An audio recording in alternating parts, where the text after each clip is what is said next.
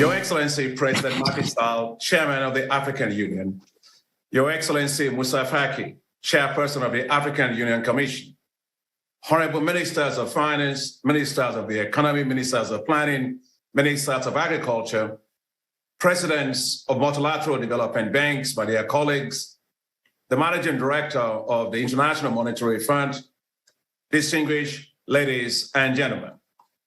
The African Development Bank is very pleased to convene this meeting in partnership with the African Union Commission, other multilateral development banks, the International Monetary Fund, and the Rome-based agencies of the United Nations, IFAD, and the World Food Programme. We live in very challenging times. While the world is still trying to deal with the COVID-19 pandemic, we got thrown another challenge with the Russian invasion of Ukraine. The effects of the war have been felt around the world, especially in times of high energy prices, disruption in access to fertilizers, and transport logistics, which have led to astronomical increase in the price of fertilizer nutrients. The price of fertilizers has gone up by 200 to 300%. Since the start of the Russian-Ukraine crisis, prices of fertilizers have increased substantially. As a result of this crisis, Africa will experience a fertilizer supply gap of 50 to 80% of its annual demand. In fact, there could be a 4 million metric tons of unmet demand for fertilizers across Africa this year, with the West Africa region alone facing shortage of 1.4 million metric tons. As a result, food production is expected to decline by 20 to 50% across countries. A food crisis is imminent in Africa, as the continent would lose over 30 million metric tons of food imports that will have come from Russia and Ukraine. The price of food has gone up by an average of 45% since the war started in some countries, which could drive an additional 30 million Africans into acute food poverty. The effects will be devastating, as there is a direct link between the food shortages, high food prices, and stability of governments.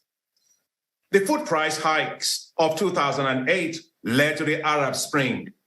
And we also remember in 2008, the Haiti food riots. In 2017, 2018, the high food prices led to the Venezuela riots. And this year, high food prices led to the Sri Lanka protests. Unless we quickly mitigate these effects in Africa, we could witness food riots, which will destabilize governments and lead to the worsening of fragility. Unlike the situation we experienced during the COVID-19 pandemic, where Africa was not ready and did not have the wherewithal to tackle the pandemic, in the case of the looming food crisis, Africa is fully ready and prepared. I am confident that we can avoid a food crisis in Africa based on the excellent results we have been achieving at the bank on agriculture, which now gives us the basis to build upon to now have Africa for that feed itself. Your Excellencies, 6 years ago, I launched the Feed Africa strategy of the African Development Bank in Dakar under the chairmanship of His Excellency, President Macky Sall, the President of Senegal, who is now the chair of the African Union. Our goal was to deliver climate-resilient agricultural technologies at scale to farmers and feed Africa. We are achieving incredible success. Our Feed Africa work has already benefited over 76 million Africans, farmers, with access to improved agricultural technologies. Our flagship program, called the Technologies for African Agricultural Transformation, or TAAT, has delivered climate-smart seeds to 12 million farmers in 27 countries in just 2 years. We are helping farmers to beat climate change. TAAT delivered water-efficient maize to 5.6 million households in East Africa, an area hit by severe droughts 3 years ago. The droughts were severe, but farmers secured their food supply with the water-efficient maize varieties. In Sudan, TAT provided 65,000 metric tons of heat-tolerant wheat varieties. That is seeds enough to fill 665 Airbus 380 aircrafts. And you know those are the largest passenger airplanes. Sudanese farmers grew the varieties on 307,000 hectares. And in just 2 years, Sudan reduced its wheat import by 50%. We did the same in Ethiopia. TAT financed the provision of 61,000 metric tons of heat-tolerant wheat varieties for farmers in Ethiopia. The farmers cultivated 5,000 hectares of these heat-tolerant wheat varieties in 2018. They expanded it to 167,000 hectares 2 years later. And by this year, they had grown 400,000 hectares. Prime Minister Abiy Ahmed of Ethiopia told me last week when I was in Addis Ababa, and I quote him, Ethiopia's wheat production is now 650,000 hectares. We harvested 2.6 million metric tons of wheat. Ethiopia did not import wheat this year. Next year, we will cultivate 2 million hectares on the wheat. We expect to export at least 1.5 to 2 million metric tons of wheat to Kenya and Djibouti next year, end of quote. Your Excellencies, this is simply incredible. To now tackle the looming food crisis in Africa from the Russian-Ukraine war, the African Development Bank developed an African Emergency Food Production Plan collaboratively with the African Union Commission. The $1.5 billion plan will be used to support African countries to produce food and do so rapidly. The plan will produce 38 million metric tons of food. This will consist of 11 million metric tons of wheat, 18 million metric tons of maize, 6 million metric tons of rice, and 2.5 million metric tons of soybeans. The total value of the additional food production is $12 billion. The plan will deliver climate-resilient agricultural technologies and fertilizers to 20 million farmers. The $1.5 billion plan intends to source $1.3 billion of our own resources at the African Development Bank and the African Development Fund. Our board of directors of the African Development Bank Group will formally consider approval of the $1.3 billion for the Emergency Food Production Facility on May 20, 2022. The bank and the African Union Commission will work closely with other partners. We look forward to working closely with the German and French plans and the broader plans of the G7 on food security for Africa. With bilateral financing support to close the $200 million financing gap, we can ensure the Africa Emergency Food Production Plan's success. Your Excellencies, food aid cannot feed Africa. Africa does not need bowls in hand.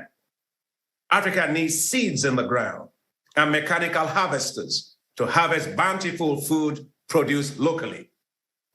Africa must feed itself with pride. There is no dignity in begging for food. However, the success of this African Emergency Food Production Plan depends on solving the fertilizer shortages.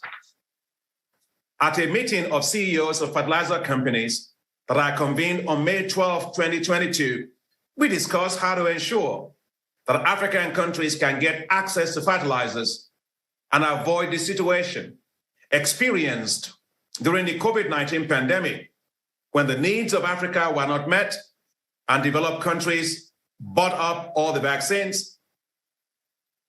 Today, in a tight fertilizer supply market, developed countries with liquidity are already buying our fertilizers. The consultation with the global CEOs of the fertilizer companies show that supply and availability of fertilizers can be addressed. The big issues, however, are the timing of procurement and availability of financing. Equally important is the affordability of fertilizers for governments and for farmers. For farmers, the value to cost ratio of applying fertilizers has declined substantially. Subsidies will be needed to support farmers to be able to afford fertilizers. The issue will be how to deliver the subsidies in ways that are well targeted, uses digital technologies, and avoids corruption and elite capture. Proven successful models exist, such as the electronic wallet system used in Nigeria that reached 15 million farmers with fertilizers and seeds via their mobile phones when I was Minister of Agriculture of Nigeria. The bank and other partners will be ready to provide technical assistance to countries to set up such systems to deliver transparently seeds and fertilizer subsidies to farmers. Subsidies should be delivered by the private sector. It will also be important to ensure that fertilizer procurement processes are transparent and less cumbersome. Your Excellencies, there will be need for greater trade finance, support for local manufacturing of fertilizers, as well as bulking the purchase of fertilizers by groupings of countries to lower shipment costs. For example, the working capital needs of one of the fertilizer companies has gone up by 3 times for the same cargo. So the investment of the suppliers, therefore, involves high working capital. And if there is no guarantee of payment, it is unlikely for suppliers to supply fertilizers to Africa. There will be the need for predictable government policies to increase certainty in the market for fertilizer suppliers. Financial support, such as guarantee schemes, trade credit, de-risking of commercial banks to lend to input supply chains will be critical. The African Development Bank's Africa Fertilizer Financing Mechanism has been successful in leveraging guarantees by upwards of 15 times to expand access to finance for fertilizer importers, distributors in Tanzania, and by over 4 times in Nigeria. The African Development Bank and its partners, including other multilateral development banks, the International Finance Corporation, IFC, and others, can work with countries to do bulk orders of fertilizers, which will be paid for through fast disbursing loans to participating countries. There is an urgent need now for close coordination between ministers of finance and ministers of agriculture to come up with a clear ask for their requirements so that the private sector can offer solutions on time, given the urgency of the upcoming season. Your Excellencies, timing is critical for the success of the Emergency Food Production Plan. In the Northern Hemisphere, the planting season is just 2 weeks away, and the region needs at least half of all the fertilizers immediately. In the Southern Hemisphere, the planting season starts in October, November, and December. However, the procurement process will need to be started very soon to secure supplies. It is therefore urgent that ministers of finance and ministers of agriculture coordinate their plans for the Emergency Food Production Plan, for financing from the African Development Bank, and for other partners that join us. I am really glad that the Managing Director of the IMF, Kristalina Georgieva, has joined us today. The Emergency Food Production Plan for Africa represents an excellent opportunity for the IMF to work closely with the African Development Bank, especially on deploying special drawing rights, SDRs, in support of the countries. The IMF could deploy SDRs from the Poverty Reduction and Growth Trust, the PRGT, and the Resilience and Sustainability Trust, the RST windows of the IMF, in support of countries to execute their emergency food production plans. In that case, the IMF could release SDR financing directly to countries, but tied around an agreed plan with the African Development Bank and the African Union Commission, and an agreed policy framework for using the Emergency Food Production Plan to trigger structural transformation of the agricultural sectors. In closing, I am confident that if we act collectively, work in partnership, and coordinate our efforts, we will be able to avoid a looming food crisis in Africa because of this Russian war in Ukraine. I look forward to hearing your perspectives. And once again, I thank you very much for your presence at this dialogue. Thank you so much and welcome again.